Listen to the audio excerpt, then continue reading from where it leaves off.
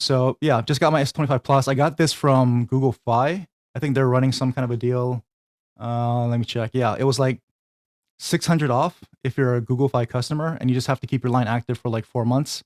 So this was 1,000, I think, the 256 gig version. $600 off after taxes. I paid about $437 or so. So that's I thought was a pretty good deal with no trade-in. So I didn't have to trade anything in. If I had to go through Samsung, I would have done a trade-in. But their trade-in deals didn't seem that good this year. So I don't know if you guys have bought an S25 series phone. If you did, let me know in the comments and where you bought it from. If you traded into Samsung or you got some better deals elsewhere, but I got mine through Google Fi. $600 off just for being a customer. No trade-ins. Total 437 out the door. So I thought that was pretty good. So I went with Google Fi for this one. So let's see. So again, pretty basic packaging on the S25 Plus. So they've kind of gone the eco-friendly route, just like kind of Google did with their recycled boxes. And so that's all it looks like. It has kind of like it. This is not the picture. This is actually how the box looks. It's a little grainy because they're trying to emphasize that recycled material. I did see Jay Will's video. Shout out to Jay Will. He said he thought this looked pretty bad and probably pretty cheap. And I can see where that's coming from. You know, usually Samsung boxes looks a little bit nicer, but pretty much going the same eco-friendly route that Google went. Google has kind of more of that earth tone color. Samsung tried to stick with this black with kind of the grainy look to emphasize the recycled stuff, but maybe, yeah, it does kind of look off. But I got the 256 gig S25 Plus here. So, I mean, I didn't want to do a whole video because there's really nothing in the box, and everyone else has already come out with their videos. So I figured I'll just do this live, see if anybody wants to pop in and chat. And then I can just start using the phone. So S25 Plus, the usual stuff in here. Should just be a cable and some papers. So yeah, not even paperwork. Let's see. Yep, just your, oh, there you go. So they're just your basic type C, C to C cable. And we've got our quick start guide. That's pretty much it. And then we got the phone. So basically, again, just like they've been doing for years, all you got is a cable, your paperwork, nothing else in the box. I went with the navy blue color. I thought this is a really nice blue this year. Actually, let me try to get the sticker off. And you can see Google Fi. So like I said, I did get it from Google Fi. They had a pretty nice deal. And so that's what that navy blue looks like. I think this is a really stunning and really eye-popping blue. So I went with this one. I think if I went through Samsung, I might have gotten their coral red. On their website, that red looks pink, but after I saw a lot of videos on it, it was really, really red. Looked really nice, but that's a Samsung exclusive color, so I thought this navy was probably the next best color to get. And you can see the camera rings everyone's talking about. So black camera rings around it this year. And you have some nice blue aluminum matte sides. So that'll focus up. There we go. I think this looks really nice. Would have been kind of sick if they had like blue camera rings, so the camera rings to match the color. That might have been nicer. And then, of course, all the basic stuff. We do still have a SIM tray in this year's model. Supposedly, there might be going to eSIM, I heard people saying. So, but I think this looks good. And actually, I do have the S24 Plus. So here's S24 Plus. S25 Plus. Let's get the box out of here. So S24 on the left and S25 Plus on the right. So you can see really the big difference in those camera rings. Much larger because they have the rings around it this time. I still thought the camera rings on this looked nice because they kind of color matched it. It was silver for this kind of titanium color, which I do like. I like this titanium color a lot. Same kind of aluminum sides. Pretty much looks the same. The only thing you can tell that distinguishes it is the camera rings and, of course, the new blue color. But pretty much the same size. You can see this year's model has the 5G antennas over there. Pretty much the exact same button location, though. And you can see the 5G antennas there on this 24. Otherwise, pretty much seems the same. See right there, same placement on the bottom and even on the top. So same antenna line, same everything. Pretty much exact same dimensions. And I still have my Max here, 16 Pro Max right here with the Sooty phone back, but pop that off. Again, titanium, I like that one, but you can see the difference between Apple and Samsung's titanium from last year. And then sizing from the Max to the Plus, almost the same size, a little smaller on the S24 Plus. See the thickness of the iPhone. But yeah. And beyond that, let's see.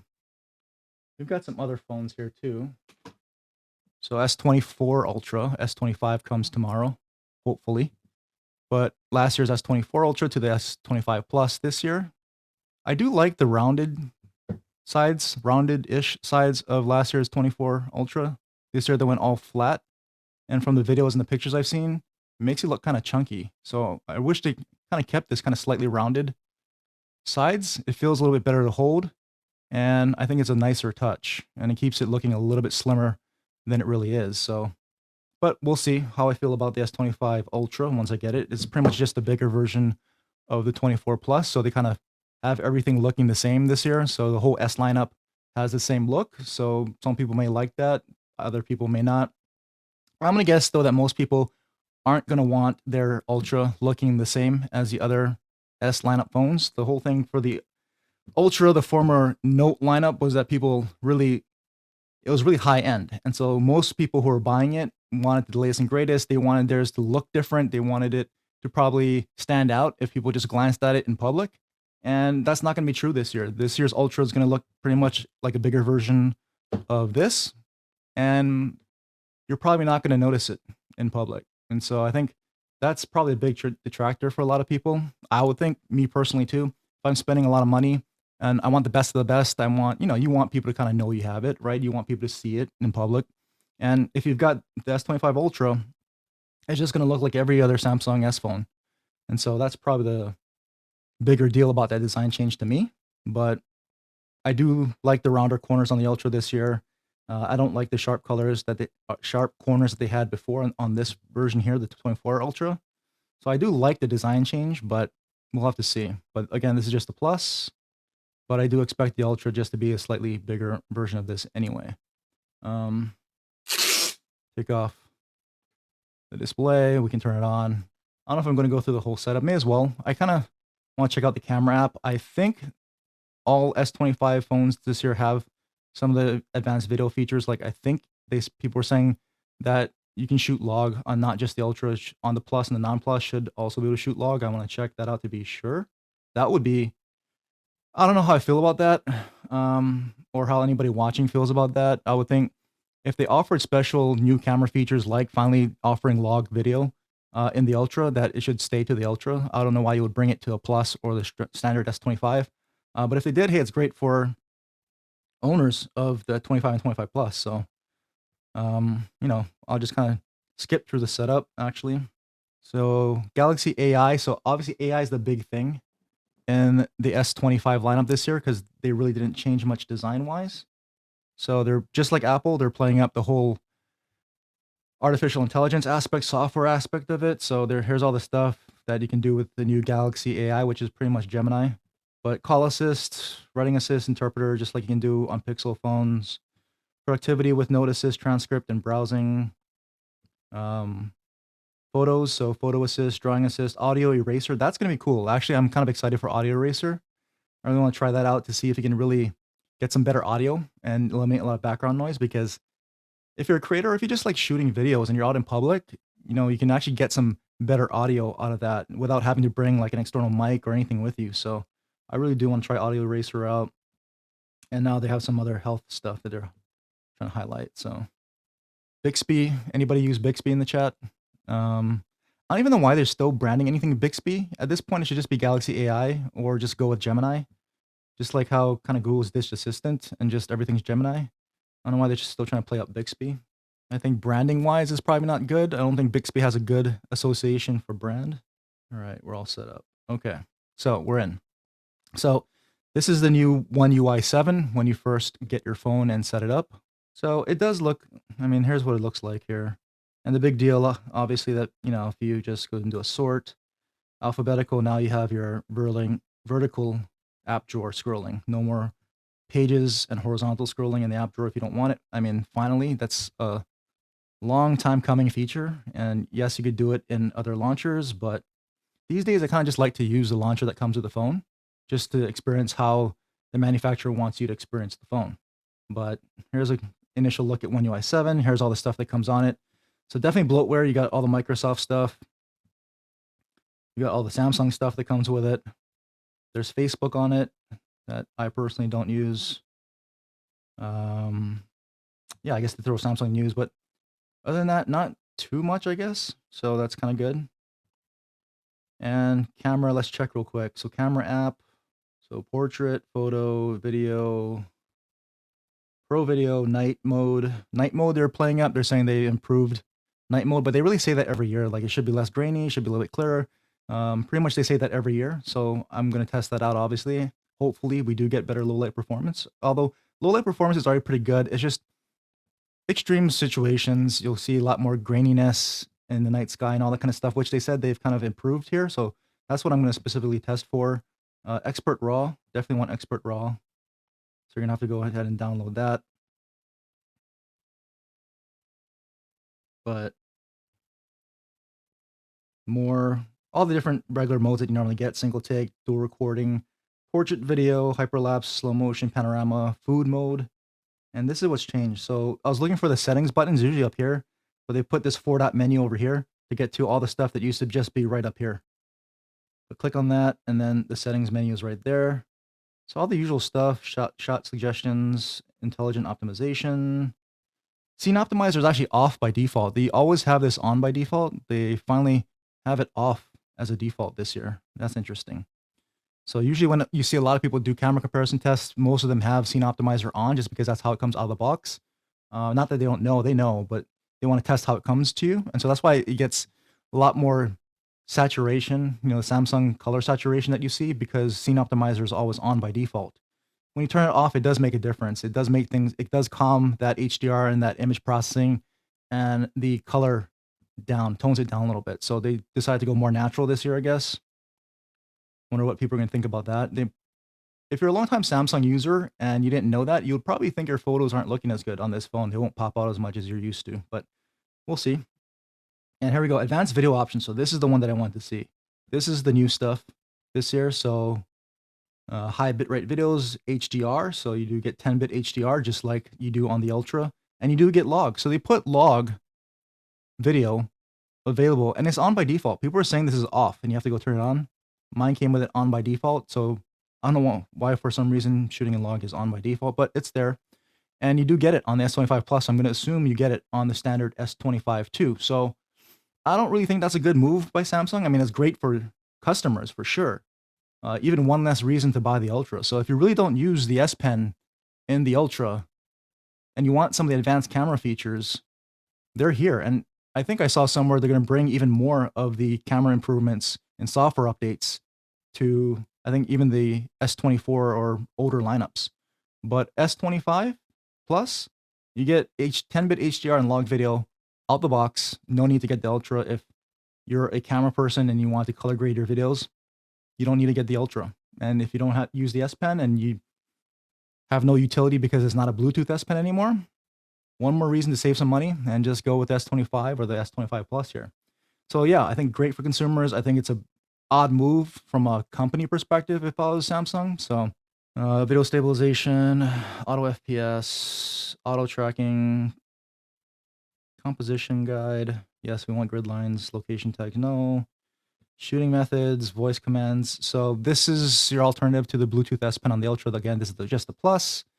So, on the Plus, you could always do this stuff, voice commands to take pictures or show your palm.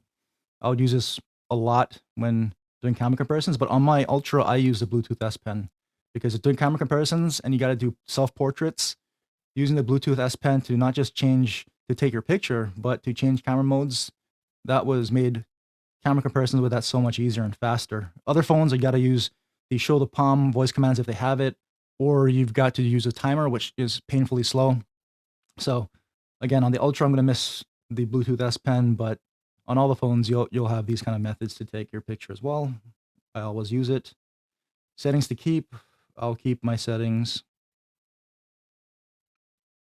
I suggest you do this too, because once you kind of get the camera to the settings the way you want, you don't want it resetting things without you knowing. So always go into here and keep the things that you want to keep. I tend to keep pretty much everything so that once I set up my camera the way I want it, it's always the same.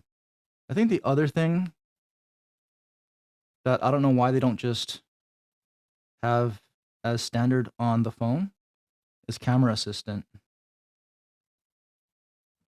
Yeah, this is still a separate download. Samsung should really just have camera assistant settings built into the standard app. I don't know why you have to download this all the time.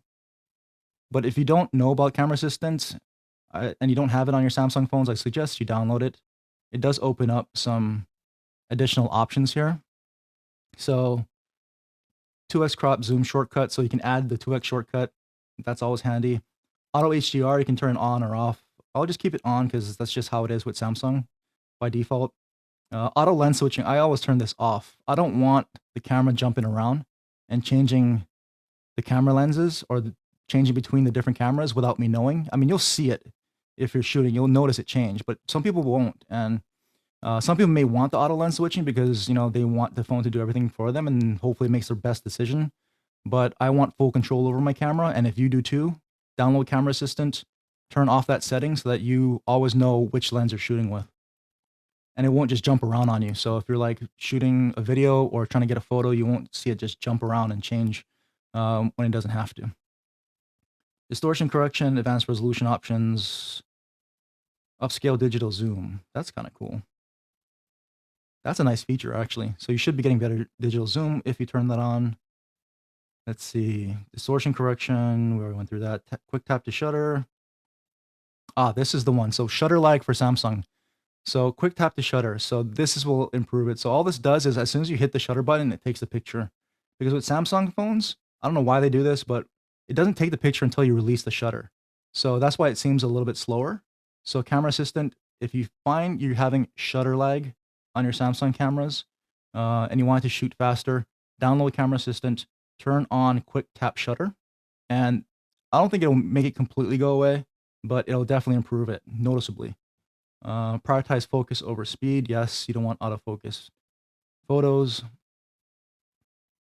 10-bit HDR plus. So HDR plus, 10 plus. If you want that, that's where you enable it. There is 10-bit video setting in the camera app, but if you want the HDR 10 plus, you have to enable it here.